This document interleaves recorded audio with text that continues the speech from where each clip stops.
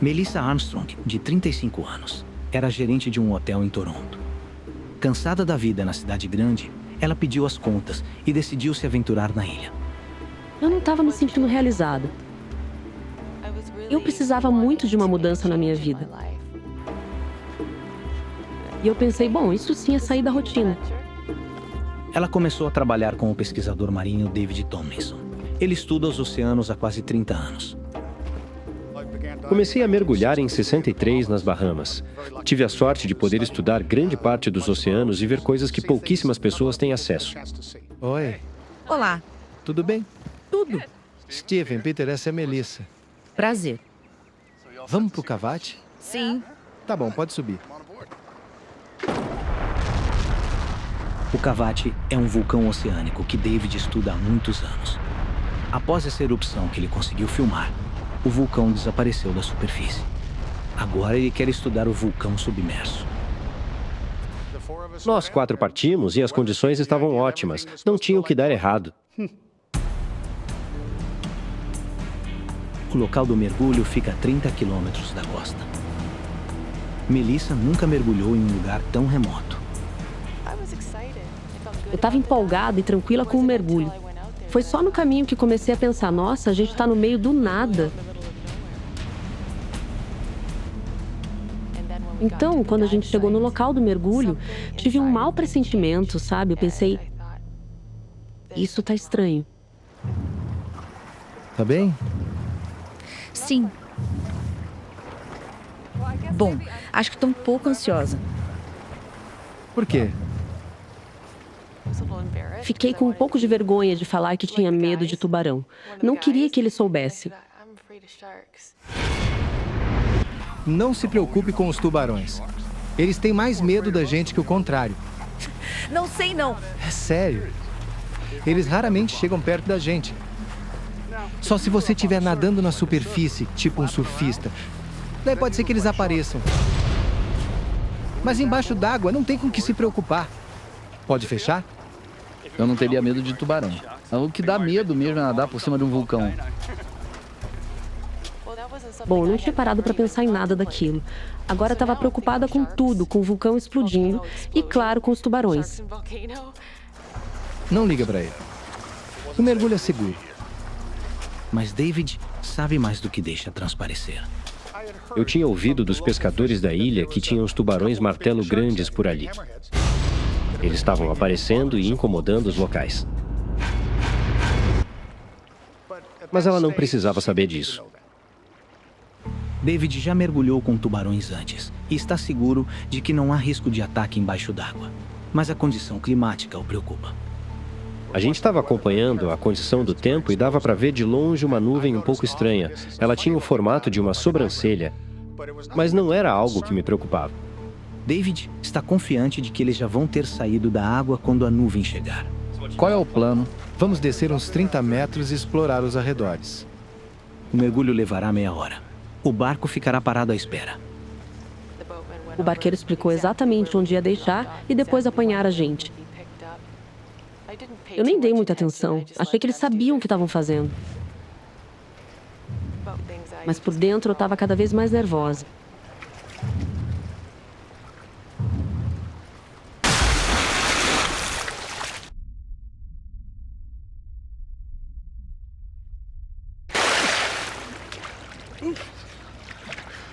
Pode pular. A água tá ótima.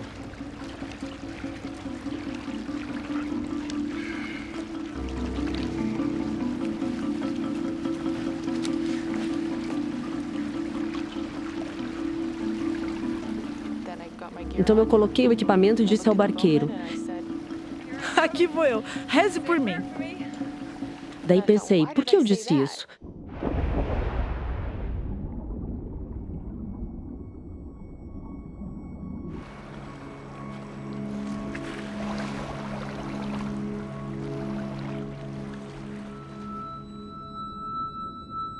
Naquele dia, eu vi coisas que jamais tinha visto na minha vida. Foi incrível. A gente atravessou uma área cheia de luz, parecia até um sonho. Teve uma parte que a gente ficou cercado de bolhas de ar que saíam do cavate. O vulcão está em uma profundidade que fica fora do alcance dos mergulhadores. Tudo o que conseguem ver são nuvens de dióxido de enxofre que sobem na direção deles. Era uma cena celestial de tirar o fôlego.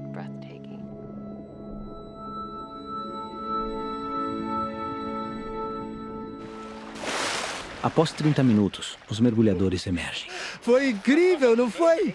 Foi maravilhoso. O tempo mudou drasticamente.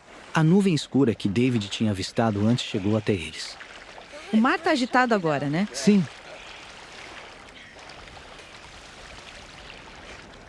Olha! O barco tá a quilômetros de distância. A correnteza deve estar bem forte. Oi! Aqui, gente! Aqui! Atrás de vocês! Aqui! Eu lembro de pensar, bom, não deve ser nada. Poderia ser ansiedade minha, porque eu não via a hora de chegar no barco e me aquecer. Mas eles não viam a gente.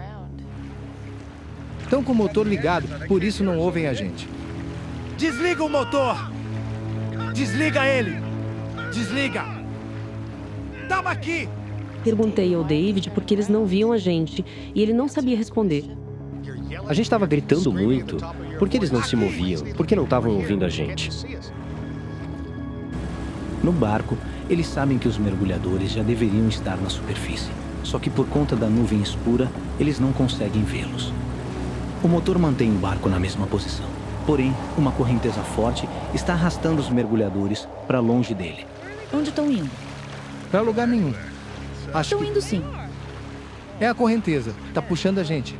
Aqui! Claro que a gente ficou irritado. A gente estava bem ali. Por que eles simplesmente não viravam pra gente? Aqui! A correnteza estava forte. A gente via eles, mas eles não viam a gente. Para o barco ficar fixo naquela posição, o motor tem que ficar ligado. A situação chegou ao ponto em que o combustível pode acabar. O barqueiro procura pelos mergulhadores desesperadamente. Ele não sabe que a correnteza os levou para longe dali. Com combustível em situação crítica, eles não têm outra opção a não ser voltar para a ilha. Gente! Não! Foi tudo muito rápido. Eles simplesmente desapareceram no horizonte. Falei pro David, isso não pode estar certo. A gente está literalmente ferrado. David e Melissa agora estão à deriva, sozinhos no oceano. A terra firme está a mais de 30 quilômetros de distância. 1 hora na água. Só lhes resta rezar por um resgate. Eu ainda tinha esperança de que eles iam voltar como super-heróis e nos tirar da água. Mas não voltaram. A gente estava isolado, a quilômetros de distância da terra firme. A gente estava ferrado. Acho que dá pra nadar de volta? Não dá. Tá muito longe. Mas eles voltam logo. É só ficar calmo. Tá bom? Falei para ela, vamos ficar aqui para não dificultar as buscas. Porque o barqueiro era o único que sabia onde a gente estava. A gente tinha que ficar lá porque com certeza ele ia seguir a correnteza para o mesmo lugar. Tem certeza que vão voltar? Certeza. Eles vão abastecer e voltar. Dá 2 horas ida e volta. Eu acho. A gente deve sair daqui por volta das 4. Tá bom? O David ficou calculando a hora que o barqueiro iria voltar e, pelos cálculos dele, seria por volta de 4 da tarde. Pensei, nossa, vai ser uma longa espera. Mas eu não estava sentindo muita firmeza naquilo.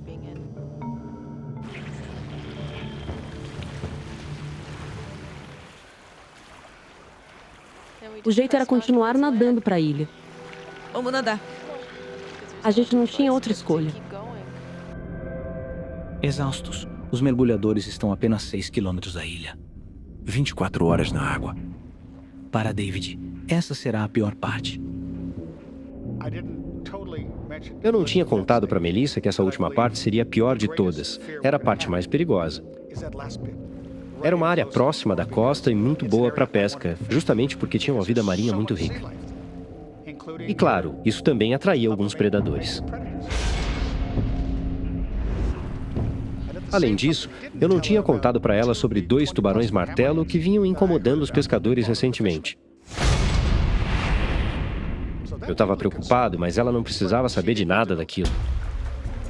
Mas o que David não sabia era que com o atrito de suas nadadeiras, seus tornozelos começaram a sangrar sem parar. Os tubarões-martelo conseguem detectar uma única gota de sangue a centenas de metros de distância. É questão de tempo para que eles apareçam.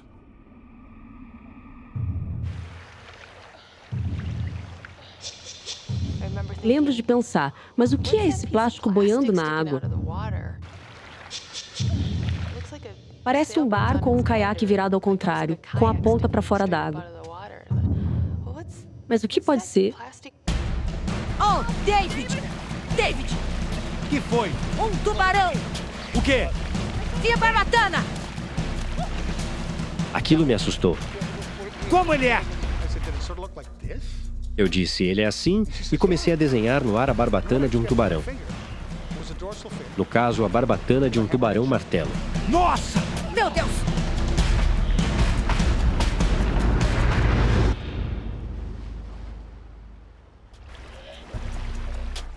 Perto da costa, eles avistaram um tubarão-martelo.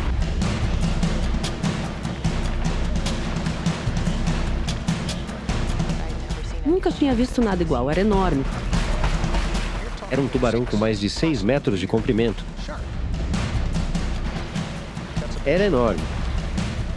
Pensei, se ele for me matar, que seja rápido. Não queria que ele atacasse minha perna ou algo assim. Queria que ele atacasse meu coração. E acabasse com tudo logo. Aquele era o meu maior medo.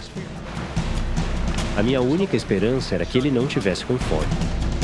Um pouco de sorte seria bom depois de tanta coisa ruim ter acontecido.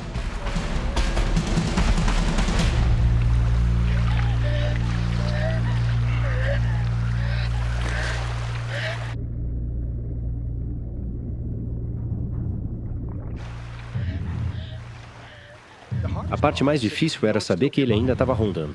E que quando a gente menos esperasse, ele podia atacar de surpresa. Os mergulhadores seguem tentando chegar à costa. Depois de 26 horas no mar, nadando 30 quilômetros, apenas algumas centenas de metros os separam da terra firme. Mas chegar lá é muito mais perigoso do que eles imaginavam. Não era uma praia de areia macia, onde a gente chegaria nadando facilmente. Era uma costa perigosa, toda recortada, cheia de ondas fortes e pedras. Dá medo só de olhar as pedras. Eu sabia que com nossos corpos tão debilitados, desgastados, nossa pele amolecida, tudo o que conseguia pensar era que a gente ia se machucar muito ali. 26 horas na água fez com que a pele deles ficasse bastante comprometida. Olhei para as minhas mãos e elas estavam totalmente enrugadas porque elas estavam há muito tempo na água. A pontinha do meu dedão, onde cresce a unha, estava em carne viva. Nossa pele estava tão deteriorada por conta do tempo embaixo d'água que não precisava de muito para a gente se machucar gravemente. Uma família de 4 pessoas se junta ao seu melhor amigo para pescar no rio Zambezi. E o passeio rapidamente se transforma em uma luta pela sobrevivência. Jogados em águas cheias de crocodilos, 4 deles viram presa fácil, enquanto o outro luta por sua vida entre alguns dos predadores mais mortais da África. Meu Deus. A qualquer momento, um de nós seria pego por um crocodilo. Achei que tinha realmente acabado.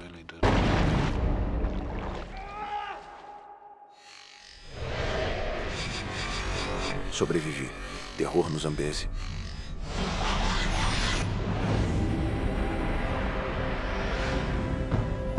Zâmbia, um dos países mais selvagens da África. A casa das espetaculares Cataratas Vitória. Elas são alimentadas pelo poderoso rio Zambezi, que divide a Zâmbia do Zimbábue.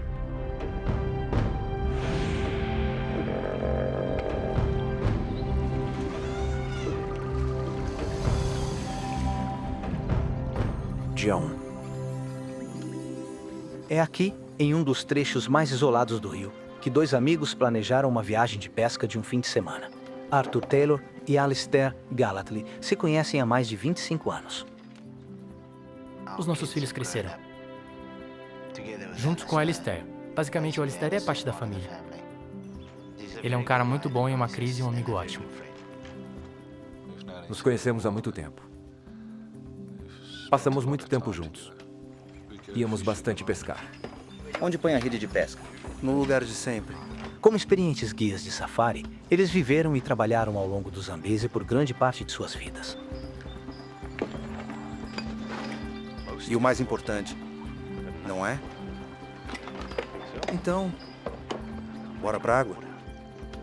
Juntam-se a eles a esposa de Arthur, Faye, e os pais dela, Clive e Brenda. São professores aposentados e vieram da Inglaterra. Mudou de ideia? Não, vou ficar por aqui relaxando e lendo meu livro. Ambos viveram entre idas e vindas à África ao longo dos anos.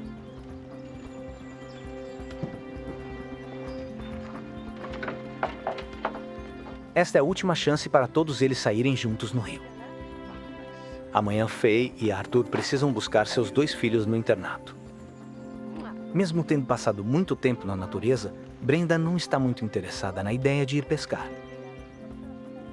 Acho que minha mãe estava ansiosa porque ela realmente não gosta de andar de barco e ela preferia passar o dia no acampamento. Eu não vou, se você não for.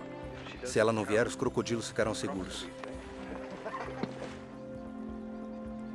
Minha mãe tem uma personalidade bem forte. Ninguém mexe com ela. Me ajude aqui. Como é o último dia de férias, ela finalmente concordou em vir conosco. Todos a bordo?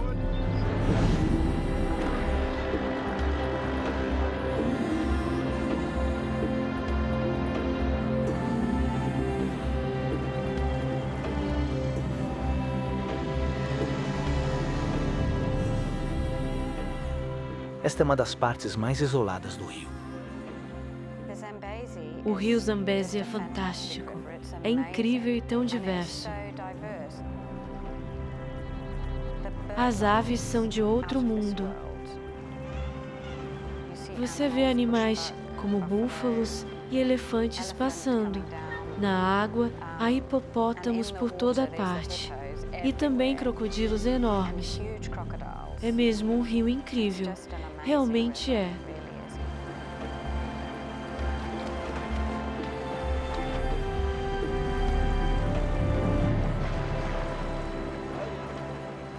Era um ambiente muito tranquilo e relaxante. Ninguém estava preocupado com nada. Quer tentar pescar um pouco, Brenda? Não, não sou boa nisso. Vamos lá. Tenta, é fácil.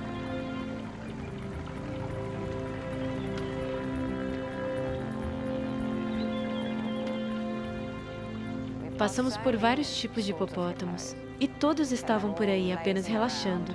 Eles pareciam tão pacíficos e tranquilos.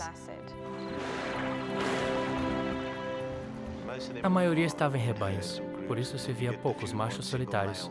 Contanto que você mantenha a distância deles, você não terá nenhum problema.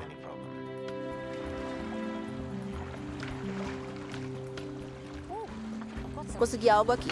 E tá pesado. A pescaria tinha sido bem fraca naquela manhã. E quando minha mãe pegou um peixe, ela ficou muito feliz mesmo. Muito bem, mãe. Acho que isso merece um almoço de celebração. Que tal ali? Parece uma boa sombra naquelas árvores. Parece bom mesmo. Que horas são?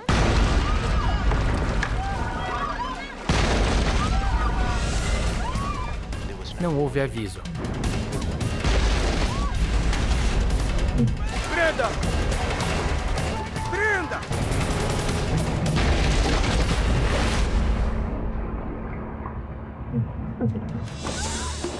Brenda! Vem, segura a minha mão. Cuidado.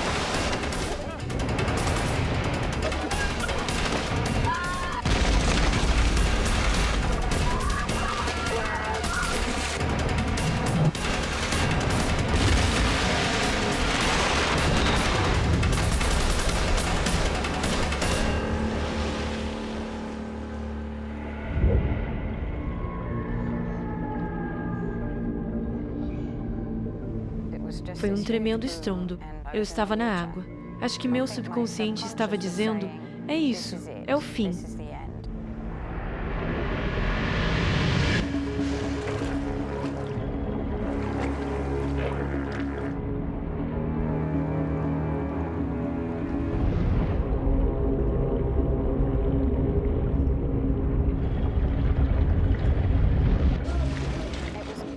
Foi só quando eu fui puxada de volta à superfície que me dei conta do que realmente havia acontecido e o que tinha me atingido. Eles sobreviveram ao ataque dos hipopótamos, mas agora estão em um perigo ainda maior. Eles viraram em um dos rios mais infestados de crocodilos do mundo.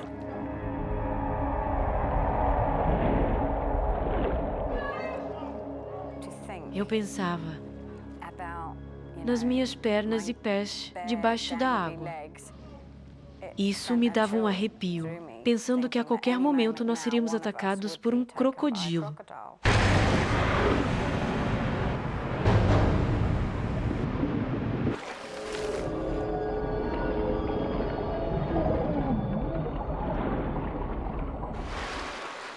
Clive observou sua esposa Brenda sendo puxada para debaixo do rio infestado de crocodilos.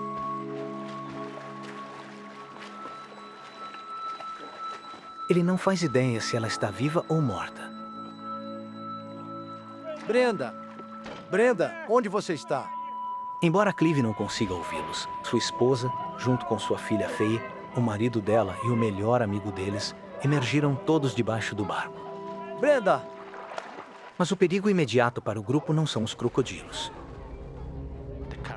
A corrente era tão forte naquela parte do rio que nos arrastou para debaixo do barco.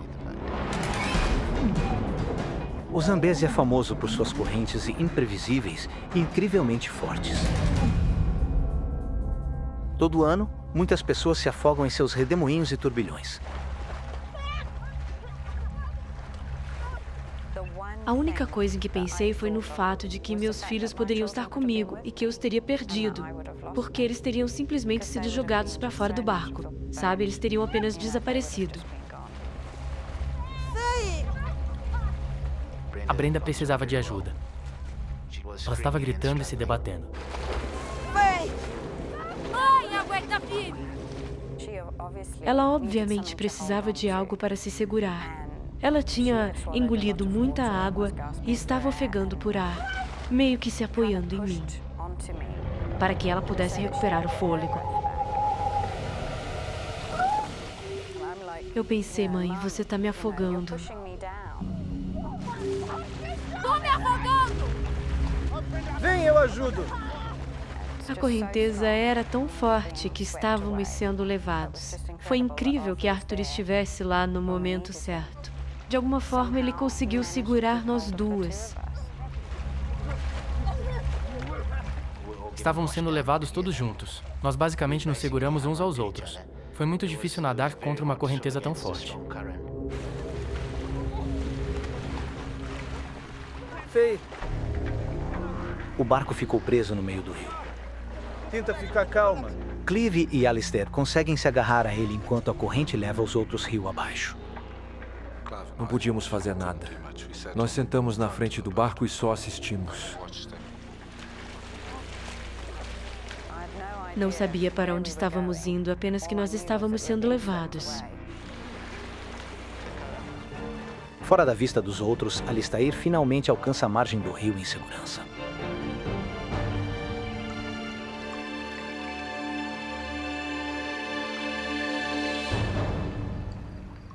Quando meus pés tocaram o chão, olhei para cima. A cerca de 10 metros havia um crocodilo na água apenas me olhando.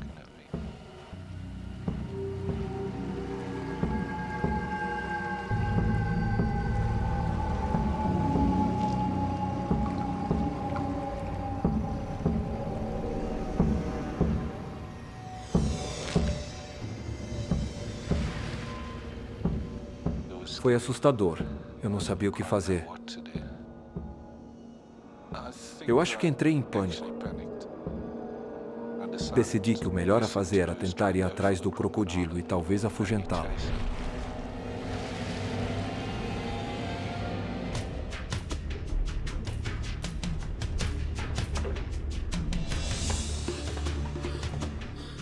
Então, eu mergulhei na água para tentar ver onde ele estava. Quando comecei a ir na direção do crocodilo, ele passou por mim.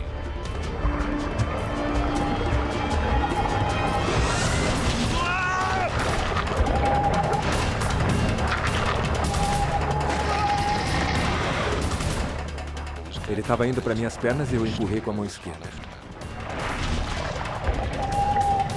Os dentes dele cortaram um pouco a minha mão esquerda. E então sumiu.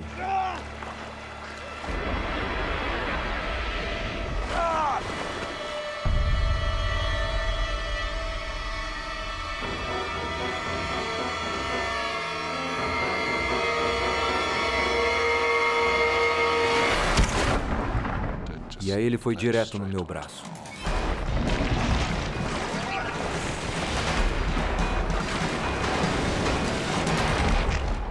Estava tentando arrancar meu braço fora.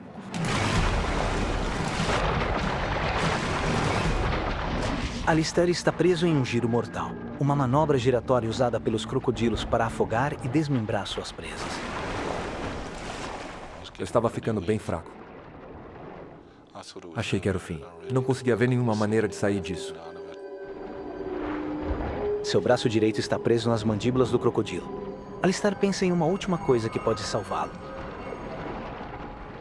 Peguei meu braço esquerdo e tentei colocá-lo dentro da mandíbula do crocodilo. Eles têm uma aba na parte de trás da garganta que impede a entrada de água quando estão submersos. Tentei alcançar isso. Assim que enfiei os outros dedos dentro da boca do crocodilo, ele soltou.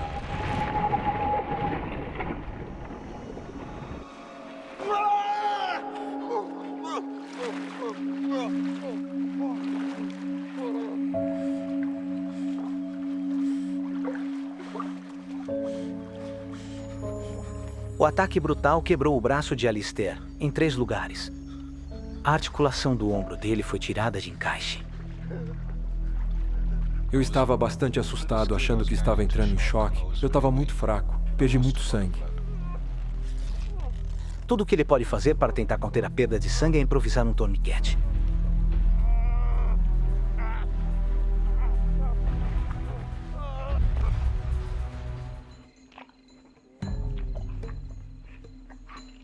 Eu ouvi um ruído. E quando eu olho,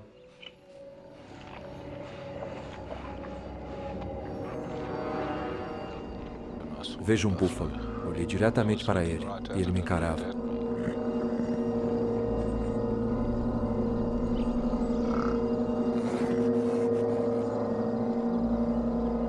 Se você entrar na zona de perigo deles, ou se estiverem feridos ou doentes, os búfalos podem ser realmente perigosos. Eles matam muitas pessoas todos os anos.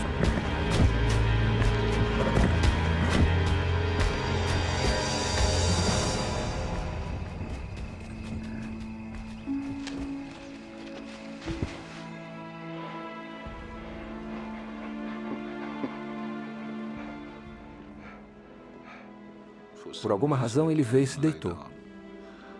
Não acreditei naquilo. Não consegui acreditar no que aconteceu. É um comportamento normal. Normalmente, eles nunca fariam algo assim se houvesse um humano por perto.